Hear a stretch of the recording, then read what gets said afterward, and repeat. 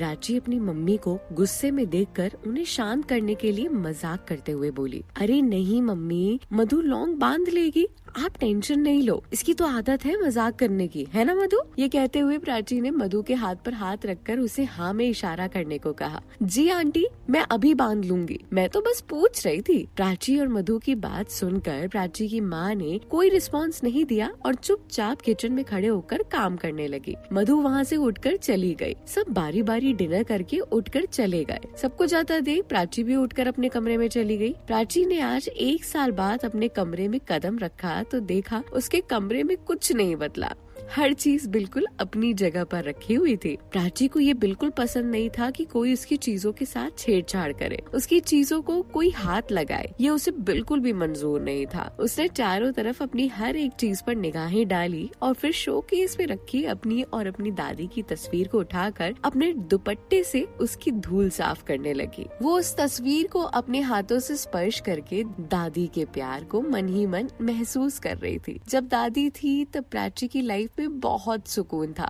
प्राची कैसे भी करके दादी को मना लेती थी। उसकी दादी प्राची को बहुत प्यार करती थी। जो प्यार उसे अपनी खुद की माँ से नहीं मिला था, वो प्यार उसे अपनी दादी से मिला था। दादी के चले जाने के बाद प्राची की जिंदगी ठहर सी गई थी। वो जिंदगी में आगे तो बढ़ गई थी, लेकिन उसे हौसला, हिम्मत और सहारा देने वाला उसके पापा के अलावा अब कोई नहीं था। और अभी अभी पापा भी माँ के सामने हार जाते हैं। प्राची की माँ नहीं चाहती थी कि वो पढ़ लिख कर IAS बने, क्योंकि वो जानती थी इन सब के लिए उसके पास पर्याप्त पैसा नहीं है। उन्हें अपनी बाकी 2 बच्चों की पढ़ाई की भी टेंशन रहती थी और इसीलिए वो प्राची के पापा से उसकी शादी के लिए बोलती थी। पर प्राची के पापा चाहते थे कि वो IAS बने। वो कभी प्राची के सपने के बीच नहीं आते थे, क्योंकि उन्हें प्राची पर पूर्ण भरोसा था। वो जानते थे कि प्राची कैसे भी करके ये सब कर लेगी। ख्यालों में खोई प्राची अपने हाथों में तस्वीर लिए खिड़की की तरफ बढ़ी और खिड़की का पर्दा खोलकर बाहर के नजारे देखने लगी। पर तभी उसकी माँ उसके पास आकर बोली, प्राची आप बैठ जरा, अपनी माँ से भी बात कर ले। आप बैठ तो मेरे पास, तू जब से आई है तब से तूने मुझसे बात ही नहीं की। प्राची अपनी माँ की बात सुनकर तस्वीर शोकेस में वापस रखती है और अपनी माँ के साथ बैठकर कुछ बातें करने लगती है। सच कहे, बातें तो सिर्फ बहाना था। असल में उसकी माँ आज फिर उससे शादी का जिक्र करने वाली थी और ऐसा ही बातों बातों में उसकी माँ ने अपने पल्लू में छिपी एक तस्वीर को बाहर निकालते हुए बोला, देख ये लड़का कैसा लग रहा है। प्राची ने तस्वीर पर एक नजर डाली और वापस घुमाकर बोली, अच्छा हाँ माँ, क्यों पूछ रही हो। बेटा, बहुत बड़े परिवार का लड़का है, लड़का बहुत अच्छा है और बहुत अच्छी जॉब करता है, गवर्नमेंट टीचर भी है। तुम अगर हाँ कह दो तो हम बात आगे बढ़ाएं। प्राची ने अपनी माँ की बात सुनकर एक पल तक उन्हें टुकुर टुकुर देखा और फिर अपने माँ को अपने हाथ से स्पर्श करते हुए बोला, माँ आपको मेरी शादी की इतनी जल्दी क्यों पड़ी है। हाँ, मैं तो पागल हूँ ना जो तेरा अच्छा भला सोचती हूँ। मुझे तो तेरे बारे में कुछ सोचने का हक ही नहीं है ना। ऐसी बात नहीं है माँ, प्लीज मुझे मेरा सपना पूरा कर लेने दो और उसके बाद आप जिससे कहोगी मैं शादी कर लूंगी, आई प्रॉमिस। प्राची अपनी माँ को लुभाते हुए बोली, तो क्या ये सारे अच्छे लड़के तेरे लिए बैठे रहेंगे? और फिर इन सब के लिए कितना पैसा चाहिए? तुम्हारे पापा कोई कलेक्टर या मिनिस्टर तो है नहीं, एक मामूली सी नौकरी करते हैं जिससे तुम्हारा, घर का और तुम्हारे भाई बहनों की पढ़ाई का खर्च आगे बढ़ता है। माँ देखो, आप मेरी बात समझने की कोशिश करो। आप सिर्फ मुझे 2 साल दो। इन 2 सालों में मैं अगर आपको IAS बनकर ना दिखाऊं तो आप जिससे कहोगी मैं शादी करने को तैयार हूँ। मैं वादा करती हूँ। ठीक है बेटा, तुमने मुझसे जो वादा किया है उस पर अमल करना।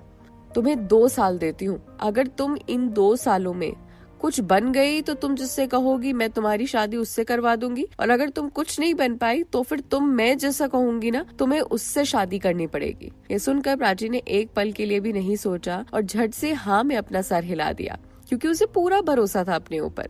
वो कैसे भी करके अपना सपना पूरा कर लेगी। प्राची के लिए आने वाले 2 साल बहुत कीमती थे, बहुत कीमती। इन 2 सालों में उसे या तो अपनी जिंदगी जीनी थी, अपनी जिंदगी अपने हाथ या तो बर्बाद करनी थी। माँ के जाते ही प्राची के आंखों से आंसू बहने लगे। उसने माँ को हाँ तो कह दिया, लेकिन अंदर ही अंदर कहीं ना कहीं उसे भी डर सता रहा था कि वो अगर ऐसा नहीं कर पाई तो क्या होगा, क्या होगा अगर वो IAS नहीं बन पाई।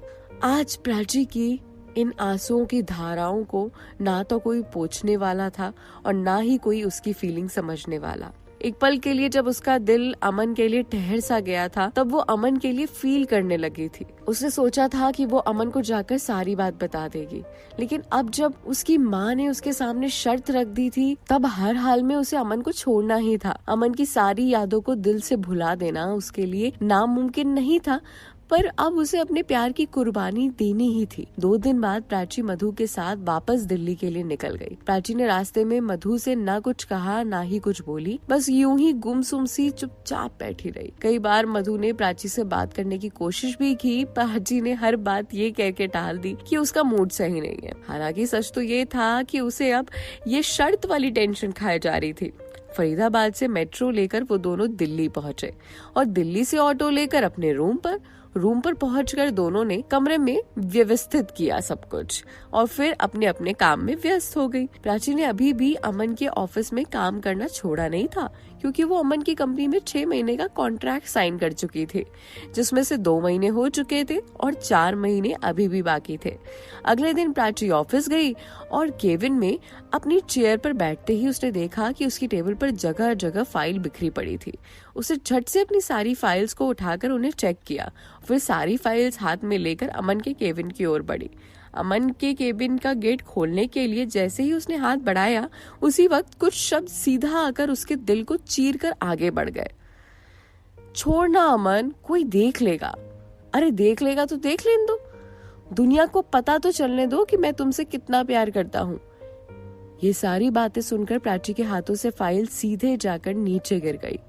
हड़बड़ाते हुए प्राची ने खुद को संभाला और धीरे से हल्का सा गेट ओपन करके तो देखा तो सामने दिव्यांशी और अमन एक दूसरे से लिपटे हुए खड़े थे। उन दोनों के बदन इस कदर एक दूसरे से चिपके हुए थे कि हवा का एक झोंका भी उनके बीच से नहीं गुजर सकता था। दिव्यांशी अमन के ऊपर लटकी हुई थी और अमन का चेहरा नहीं दिख रहा था। प्राची ने झट से लंबी लंबी सी सांसें लेते हुए वो दरवाजा बंद किया और वहीं खड़ी चुपचाप अंदर की सारी बातें सुनने लगी। तुम ना बहुत नॉटी होते जा रहे हो, कोई आ जाएगा।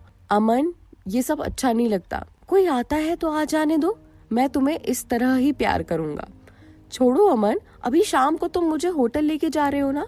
हाँ, शाम को हम होटल चलते हैं, वहीं अपना प्यार एंजॉय करेंगे। ये कहते कहते अमन रुका तो बाहर खड़ी प्राची, जो सारी बातें सुन रही थी, उसकी आंखों से टप टप करते हुए आंसुओं की धारा बहने लगी। उसने जो सुना और देखा था, उसको यकीन नहीं हो रहा था, पर वो इस सच को झुठला भी कैसे सकती थी।